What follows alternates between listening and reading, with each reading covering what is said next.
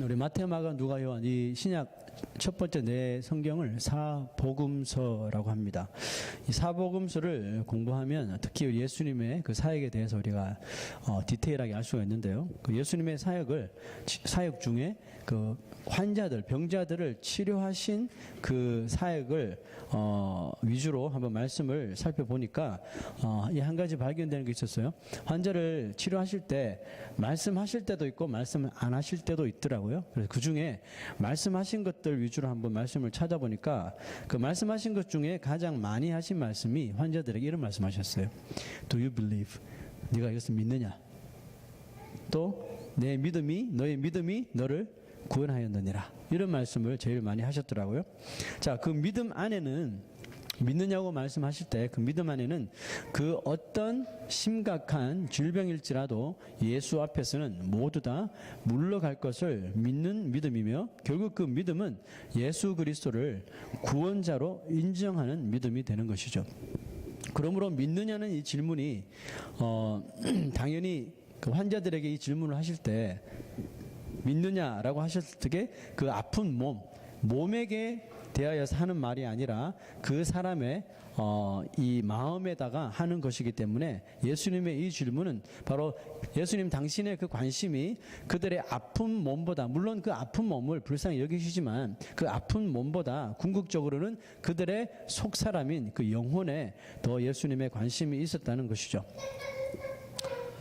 예수 그리스도의 그 생애는 오직 사람들의 영혼, 특별히 그 속 사람에게 모든 관심을 두셨다는 것을 볼 수가 있습니다.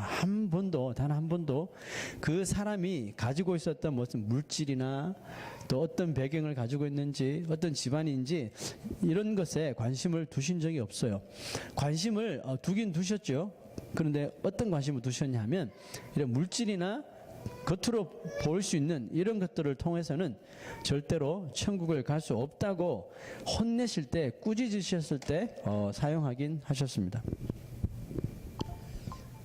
정말이지 지금 이 세상은 교회를 다니는 사람이나 또 교회를 다니지 않는 사람이나 그 관심이 참 많은 사람들이 이런 참 지긋지긋하게 이 겉모양, 특별히 외모, 여기에 관심이 많은 것 같아요. 사람을 만나더라도 외모, 사람을 채용하더라도 외모, 백그라운드, 또 그것이 어떤 곳인지 상관없이 그저 이 눈에 보이는 것만을 붙잡으려고 하고 또 모든 것을 다 그것을 얻으려고 동원하는 것을 봅니다. 눈에 드러나 보이는 겉모습에 온갖 관심을 다 쏟는다는 말입니다. 사도 바울은 이처럼 모든 사람들이 관심을 가지고 또 소중하게 여기는 이 외모를 겉사람이라고 불렀고요. 눈에 보이지 않는 우리의 영혼을 속사람이라고 불러서 이 문제를 흥미롭게 말하였습니다. 고린도후서 4장 16절을 한번 다 같이 보겠습니다. 고린도후서 4장 16절에 이렇게 말하고 있습니다. 겉사람은 낡아지나 우리의 속사람은 날로 새로워지도다. 겉사람과 속사람의 이 결과에 대해서 말하고 있죠. 그러므로 겉사람은 결국은 낡아지게 되고 썩어지게 되고 우리의 속사람은 날로 새로워질 텐데, 그러므로 우리가 어텐션을 해야 될 게 뭐냐, 우리가 주목해야 될 것이 무엇이냐를 이렇게 설명하죠. 다음 구절 자, 읽읍시다. 시작. 우리가 주목하는 것은 보이는 것이 아니요 보이지 않는 것이니 보이는 것은 잠깐이고 보이지 않는 것은 영원함이라 그랬습니다. 말씀의 삶을 믿고 또 순종해야 할 이 교회들이, 성도들이 이 겉사람, 결국은 낡아지고 썩어지고 후퇴할 수밖에 없는 그 사람에게만 집중했었다는 것을 사도 바울은 이야기합니다. 방금 우리가 읽었던 내용이 고린도 교회에 전했던 서신이고, 고린도 교회뿐만 아니라 그 시대에 일어났던 초대 교회에 전반적으로 사도 바울은 교회이지만 교회임에도 불구하고 사람들의 이 겉모양, 겉모습에 많이 치중했다는 것을 보면서 이 서신을 보내는데요. 에베소 교회에 보낸 서신 중에 이런 말씀이 있습니다. 에베소서 3장 16절 보죠. 읽읍시다. 시작. 그 영광의 풍성을 따라 그의 성령으로 말미암아 너희 속사람을 능력으로 간건하게 하옵시며 그랬습니다.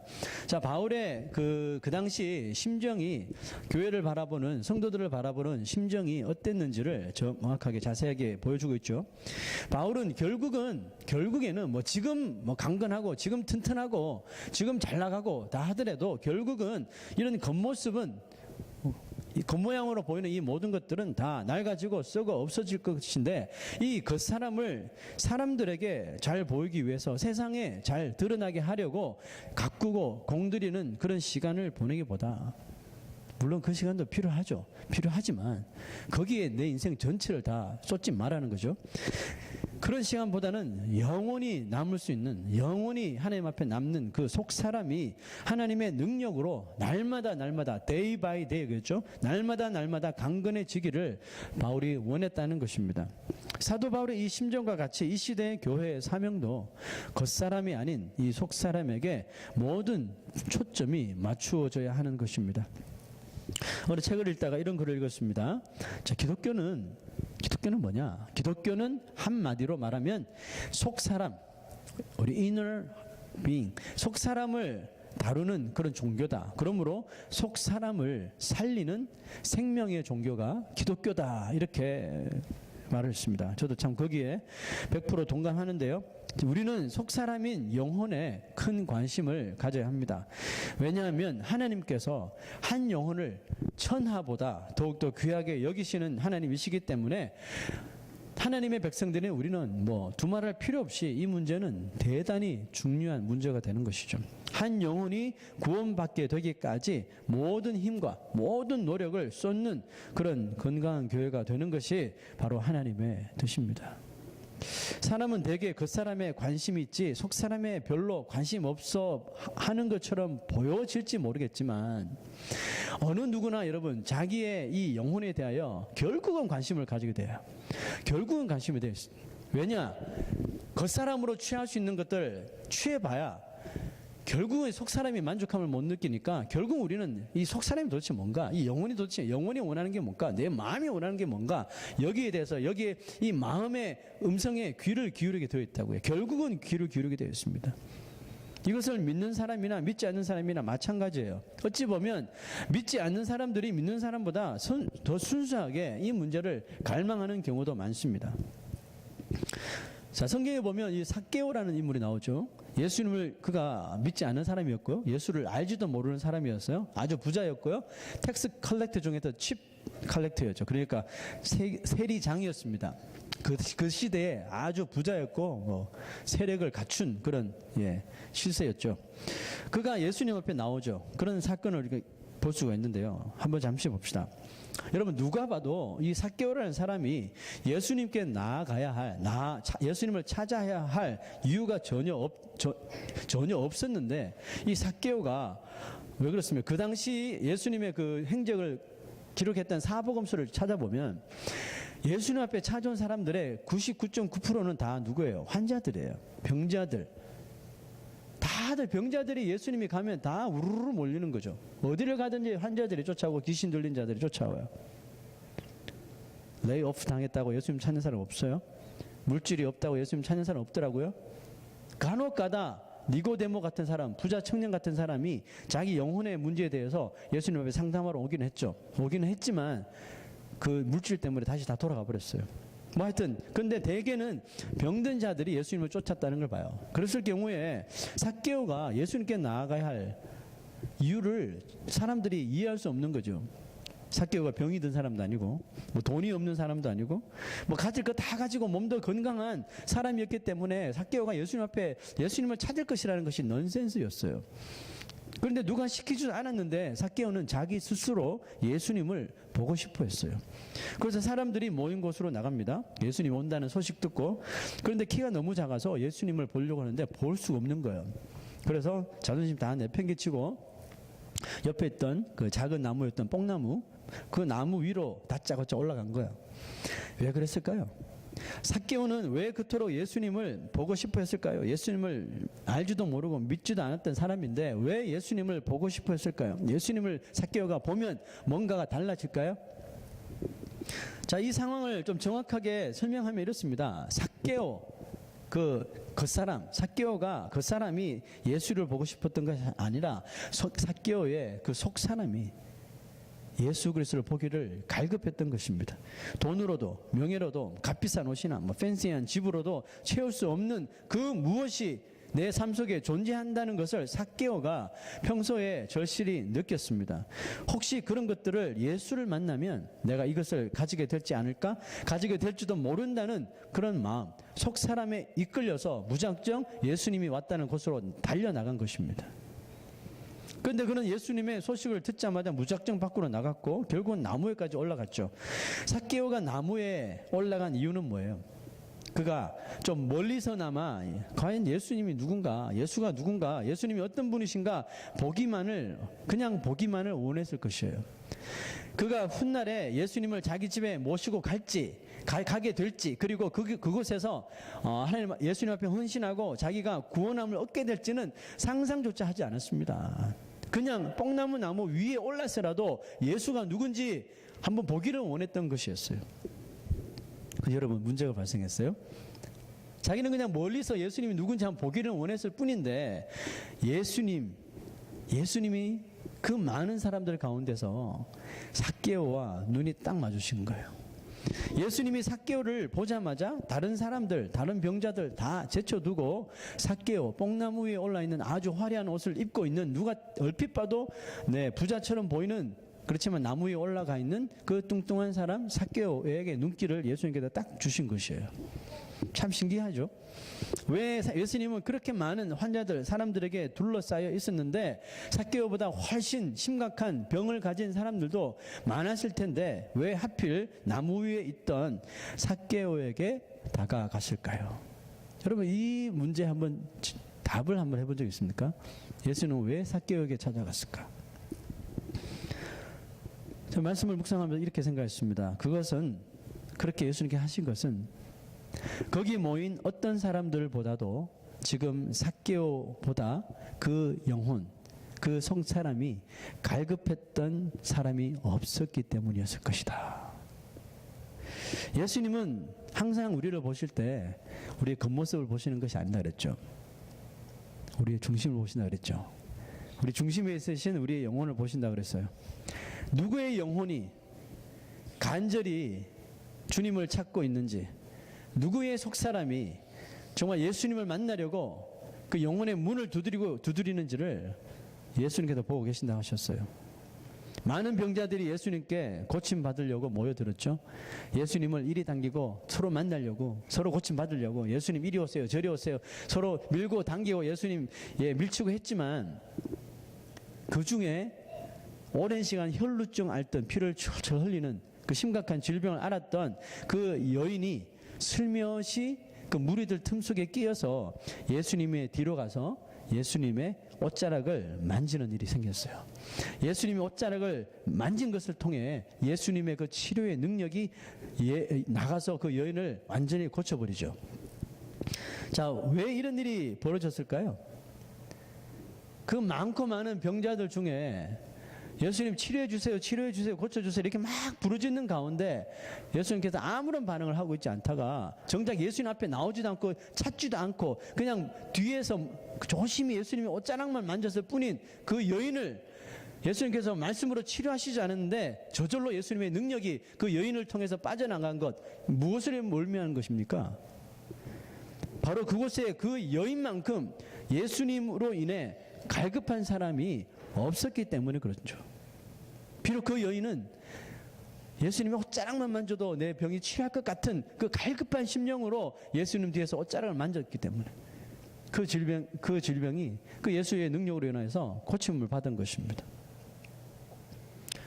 여러분, 새가 자기 새끼에게 먹이를 주는 그런 그림 보신 적 있죠? 한 번 이상은.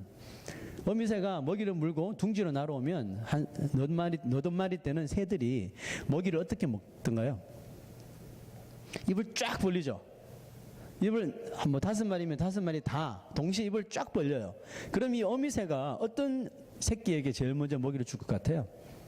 우리 같으면 뭐 조금씩 잘라서 골고루 다 주기도 하고 제일 약한 자부터 먼저 먹이고 그럴 것 같은데 이 새의 본능은 안 그렇대요.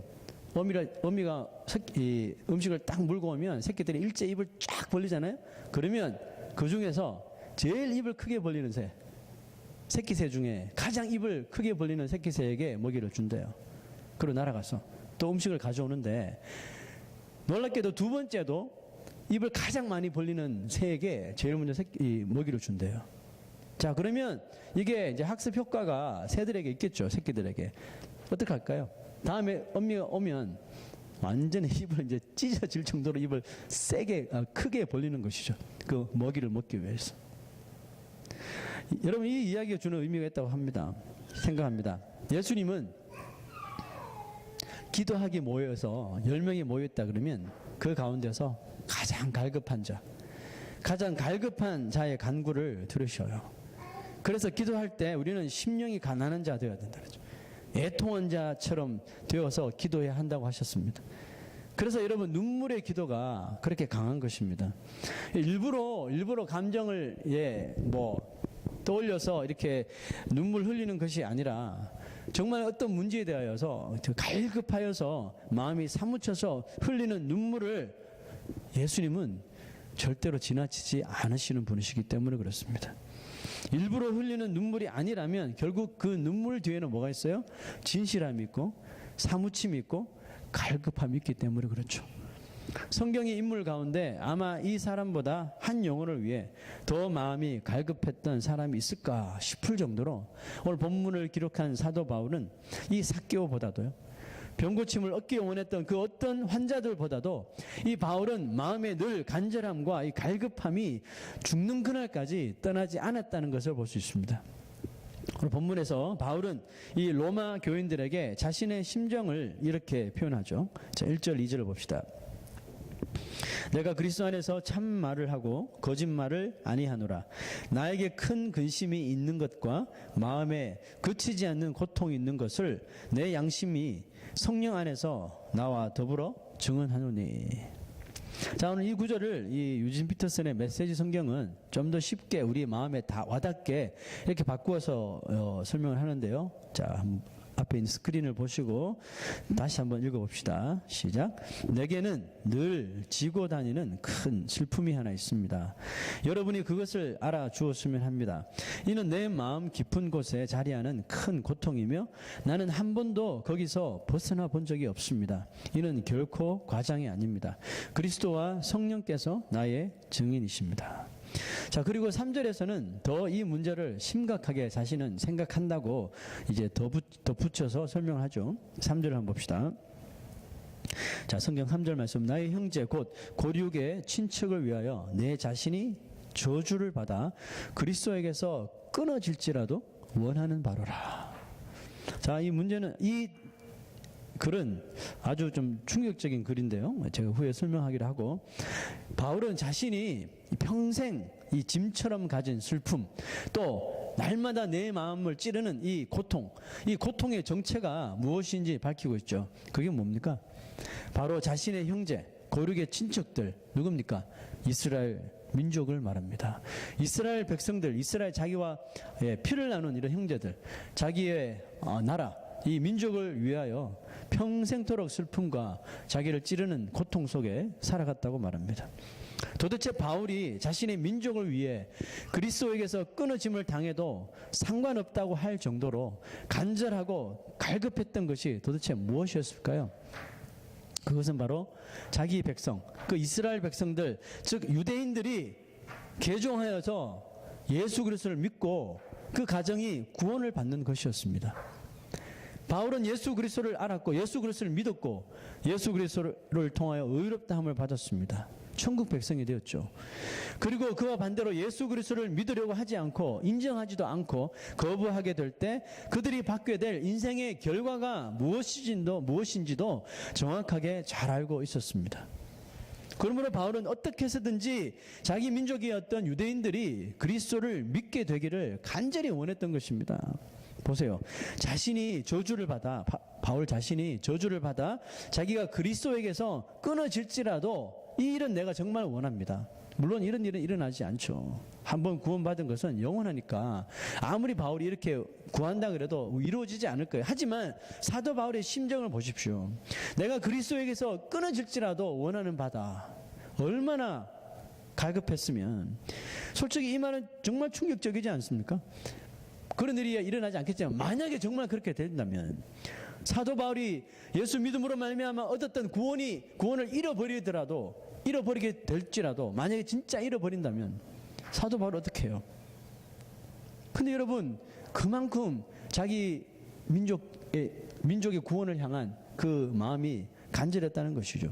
사도 바울이 이것이 왜 충격적이냐 하면 사도 바울이 로마서 1장에서 지금 8장까지 말했던 예수 그리스도의 그 복음을 믿음으로 얻게 되는 그 모든 유익들을 뭐예요? 포기할 각오까지 되어 있다는 말이 얼마나 그 유대인들에게 복음을 전하고 싶은지 또 그들이 구원을 받는 것을 원하는지 그의 마음과 그의 목소리가 얼마나 이렇게 비장하게 들리는지 모릅니다. 바울은 이 세상 어떤 민족들보다 이스라엘 민족이 예수 그리스도를 믿을 기회가 훨씬 많았고 또 훨씬 그 당시에 가까이 있었음에도 불구하고 메시아이신 예수를 믿기는커녕 십자가에 매달아 죽여버림으로써 스스로 믿을 수 있는 기회를 걷어차버린 것에 대하여 너무나도 안타깝게 고통스럽게 생각한 것입니다. 한때 자신조차도 여러분 그런 사람들 중에 사도 바울이 일원이었잖아요.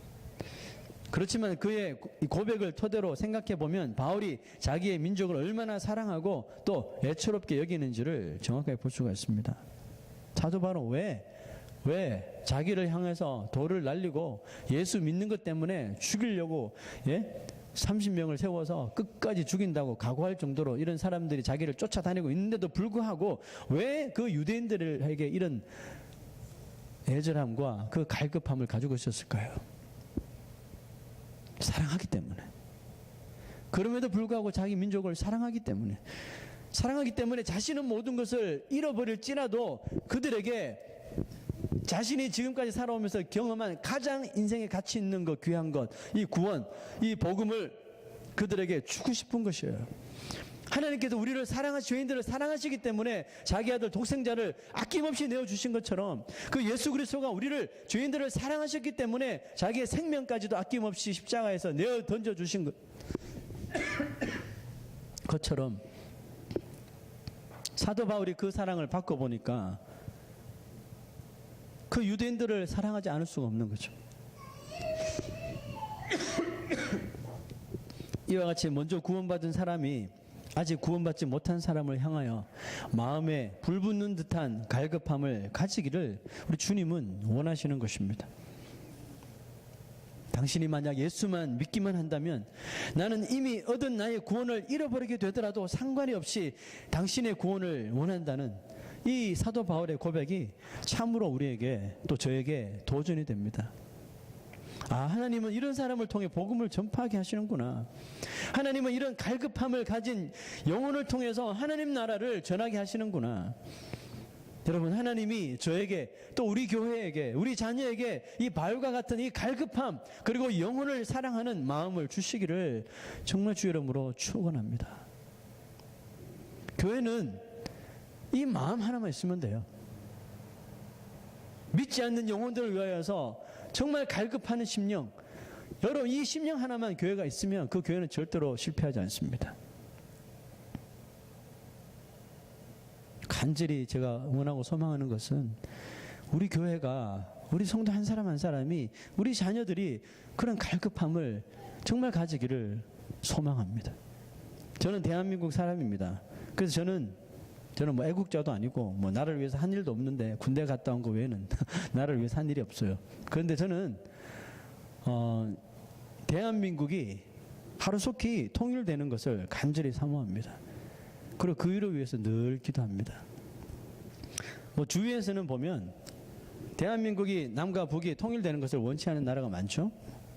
미국, 러시아, 중국, 일본 다들 원치 않아요. 남과 북이 통일되는 것을 원하지 않는 나라가 더 많습니다. 뭐 대한민국 국민들 중에서도 통일을 원하는 사람도 있지만 통일은 아직 때가 아니다 그러면서 통일을 원치 않는 사람들도 많아요. 뭐 이유를 들어보면 다 타당해요. 특별히 젊은 세대, 왜 우리 세대에서 통일을 해서 만만치 않은 통일 비용을 다 대면서까지 우리가 그 고생을 해야 되나. 내 시대 말고 다음 세대 하든지 뭐 이렇게 그 통일을 원치 않는 이유를 말합니다. 물론 통일이 되면 당장은 나라가 힘들어지겠죠. 뭐 일단 그런 걸 다 떠나서, 하지만 여러분 다른 사람이 부정적인 생각을, 통일에 대한 부정적인 생각을 가져도 다른 사람은 몰라도요, 구원받은 예수 믿는 사람들은 대한민국의 통일을 위해서 기도해야 해요. 그 통일을 간절히 구해야 합니다. 왜죠? 그리스도인들은 통일이 되면 통일 비용이 나가고 또 뭐 이데올로기가 틀려서 또 다른 정치가 생기고 뭐 또 싸우고 뭐가 또 패가 날라 뭐 복잡한 일이 많겠지만, 예수 믿는 그리스도인이라면 통일을 원하는 그 시점이 달라져야 돼요. 통일을 바라보는 관점이 틀려져야 돼요. 왜 통일을 원해야 되나요? 하루빨리 통일이 되어서 북한에 복음이 들어가야 된다는 거죠. 북한에 교회를 세우고 죽어가던 영혼들을 하나님께로 하루빨리 인도하는 일이 대한민국 그리스도인들에게 주시는 역사적인 저는 사명이라고 믿습니다. 다른 사람이라면 저는 말 안 해요. 대한민국 사람, 그것도 크리스천들이라면 이 대한민국의 이 통일을 위해서, 그 북한의 복음화를 위해서 이 사명을 가지고 기도해야 한다고 생각합니다. 여러분, 우리 가운데 북한 땅을 생각하며 눈물로 기도하는 사람이 얼마나 있습니까? 멀리 이국만리에 살아서 좀 마음이 덜할지도 모르겠지만, 우리의 피부치, 우리의 형제자매, 우리와 같은 언어를 사용하는 세계에서 유일한 민족인 이 북한을 위하여 기도하는 자가 얼마나 있습니까? 남들이 다 통일을 원치 않아도 우리는 원해야 합니다. 지금도 북한에서는 무수한 생명이 어이없이 막 죽어나가고 있잖아요. 자유를 찾아서 탈북하다가 총에 맞아서 그 자리에서 즉사합니다. 김정은을 비판하다가 죽습니다. 한 사람이 김정은을 비판했는데 그 비판한 사람의 가족들까지도 처형되고요. 예수 믿다가 죽어요. 자기 가족이 예수 믿으면 자기는 그와 상관없이 그냥 덩달아 죽기도 합니다. 어린아이들은 개처럼 팔립니다. 여인들은 성노예로 중국으로 막 팔려나가고요. 우리와 한 언어를 사용하는 우리의 반쪽 그 민족들의 처한 상황이 지금 그렇습니다. 오늘날과 같은 최고의 문화와 문명 가운데 믿기조차 힘든 그 엄청난 노예 삶 같은 억압을 당하고 있는 이 북한 땅을 향하여 구원받은 성도들이 어찌 통일을 위하여 기도하지 않을 수가 있겠습니까? 어찌 그 영혼들을 위하여 부르짖지 않을 수가 있겠습니까? 여러분, 만약에 바울이 누군가 기도하겠지, 우리 유대인들을 위해서 누군가 기도하겠지 뭐. 왜냐하면 사도 바울은 이방인들, 유대인 말고 이방인들을 위하여서, 이방인들에게 복음을 전하기 위해서 택함을 받은 주의 종이잖아요. 그래서 이스라엘을 떠나서 아시아, 소아시아, 유럽을 막 돌아다니면서 복음을 전하지 않습니까? 그 사도 바울은 이방인들을 위해서 부름받은 종이었단 말이에요. 그래서 사도 바울이 만약에 이 유대인, 자기 나라 민족, 이스라엘 민족을 위하여서 나는 이방인 종으로 쓰임받기 위해서 일어났으니까 다른 사람들, 본토에 있는 그런 유대인들, 예수님의 제자들 변화시켜서 하시게 하면 되지. 나는 이거 할 일도 바쁜데, 만약에 바울이 누군가 기도하겠지, 누군가 그들에게 전도하겠지, 사도 바울이 이런 생각을 가졌다면 그는 절대로 오늘 본문의 말씀처럼 이 바울 서신에 군데군데 기록되어 있는 유대인들을 향한 그 영혼의 갈급한 심정으로 말했던 그 고백들은 없었을 것입니다. 바울은 이방인들을 위해서 택함을 받은 주의 종임에도 불구하고 내가 아니면 누가 하겠는가? 유대인인 내가 아니면 누가 이 유대인들을 위하여 기도하고 그들을 주님께로 인도하겠는가? 마음으로 목숨 걸고 자기 민족들, 자기를 향해 돌을 던지는 그 유대인들을 향하여서 그들을 불쌍히 여기는 마음으로, 소위 겉모습은 아브라함의 자손인데 속사람은 뭐예요? 유대인들이 그렇잖아요. 핏줄로 따지면 다 아브라함의 자손들이잖아요. 그런데 구원의 줄로, 영적인 핏줄로 보면 그들은 하나님의 약속의 자녀들이 아니잖아요. 그 구원을 얻지 못하잖아요, 저절로. 겉모습은 아브라함의 자손인데 속 사람은 하나님의 구원의 약속을 얻지 못한 유대인들이기 때문에 그들의 구원을 위하여 사도 바울이 만나는 자들마다 그렇게 부르짖었던 것입니다. 예수님이 십자가 지시기 전에 일주일 전에 예루살렘 성에 나귀를 타고 들어오시죠. 그때 많은 사람들이 그 팜트리 가지를 흔들면서 예수님을 환영했습니다. 호산나 호산나 메시아이시여 하나님의 아들이시여 왕이시여 그러면서 환영합니다. 그러면서 호산나 호산나 하면서 그들을 불렀단 말이죠. 그 사람들이 왜 예수를 호산나 호산나라고 부른지 아세요? 그들이 예수를 그들이 믿는 메시아로 보았기 때문에 그래요. 그들이 믿는 메시아가 뭐예요? 그들이 보기를 원했던 메시아가 뭐예요? 이 세계를 힘으로 짓누르고 이스라엘을 로마에서부터 해방시켜주는 파워풀한 권력자, 그 메시아를 착각하고, 물론 맞는데 그 예수 그리스도의 그런 메시아라고 하는 겉모습만 생각한 거예요. 그래서 호산나 호산나 하면서 환영한 거예요. 결국은 그들이 예수님을 십자가 못 박았죠. 그런데 이런 환영을 받은 예수님이지만 예수님은 예루살렘 성을 바라보시며 눈물을 흘리셨다라고 사복음서는 기록하고 있습니다. 자기를 이렇게 호산나 호산나 하면서 환영하던 이 예루살렘 성인데 왜 예수님은 그 성을 바라보시며 눈물을 흘리셨을까요? 그 이유는 이들이 고차하게 될 암울한 어두운 미래 때문이었습니다. 메시아가 눈앞에 있는데, 하나님께서 보내주신 메시아가 그들과 함께 있고 평화의 왕이 아직 그들과 함께 있는데 예수를 믿지 못하고 그를 떠나보내는, 메시아가 앞에 있는데 메시아의 겉모습만 찾으려고 하는 그 백성들의 안타까운 현실, 그 모습, 또 그 메시아를 떠나보내려고 하는 그들의 모습이 못내 주님께서 가슴 아프셨던 것이죠.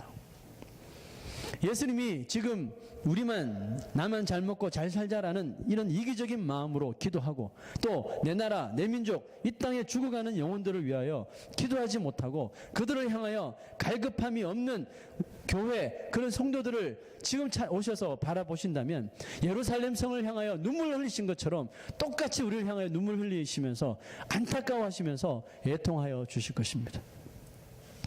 구원 얻기를 바라지만 구원의 길을 전혀 걷고 있지 못하는 영혼들을 위하여 예수 그리스도께서는 아마 피눈물을 흘리실 것입니다. 그리고 그 눈물의 뒤에는 바로 여러분들과 저를 향한 예수 그리스도의 뜨거운 사랑이 있다는 것을 기억하십시오.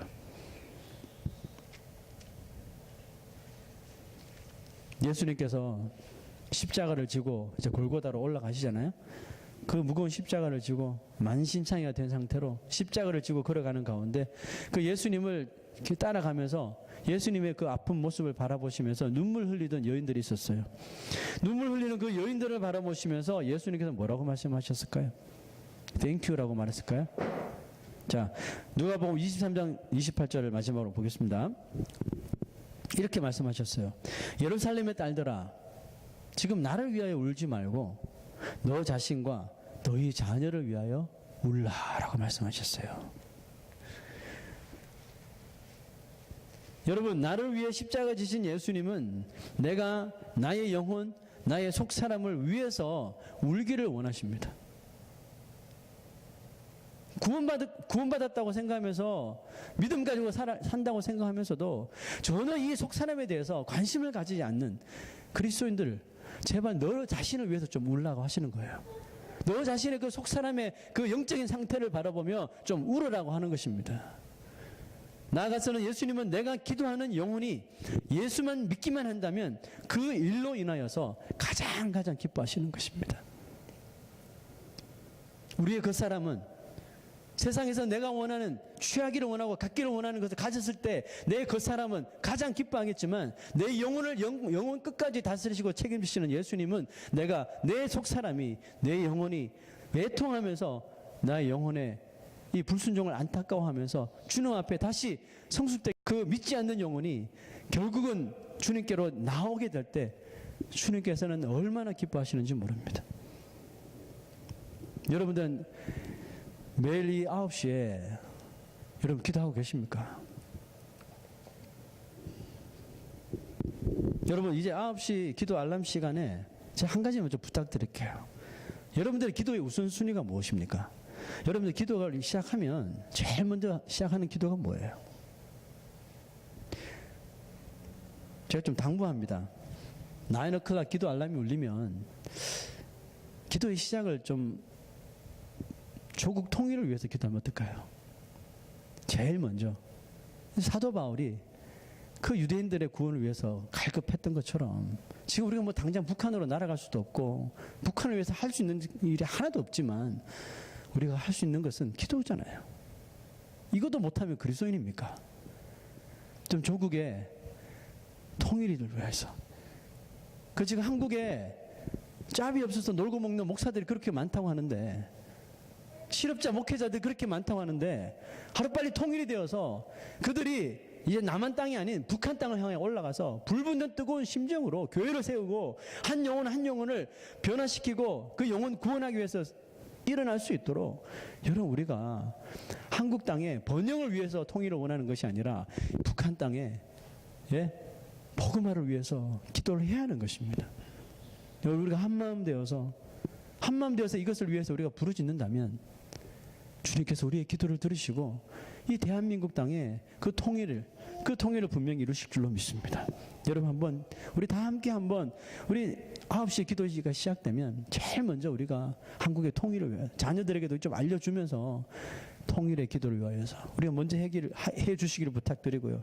그리고 나 자신의 어떤 이런 간구보다 내 주위에 믿지 않는 영혼, 내 주위에 아주 예수를 알지 못하는 영혼, 죽어가고 있는 그 영혼을 위하여서 그들이 예수 믿게 해달라고 사도 바울의 그 울부짖는 심정으로 우리가 기도하기를 정말 부탁드립니다. 너희가 무엇을 먹어야 할지, 너희가 무엇을 해야 할지 말하지 않아도 내가 다 아느니라 하나님께서 하셨잖아요. 천부께서 너희들이 가져야 할 것을 이미 아느니라 말씀하셨잖아요. 자, 그러면 그것 좀 제외하고라도 우리가 부르짖어야 할 우선순위가 있단 말이에요. 제발 여러분 오늘 이후로 여러분들의 기도의 우선순위가 좀 변화되기를 부탁합니다. 한 영혼이 구원함을 얻는 기쁨을 위하여 우리 같이 눈물 흘리며 한마음 되어서 주님 앞에 갈급하여서 부르짖는 저희 귀한 성도들 되시기를 주의 이름으로 축원합니다.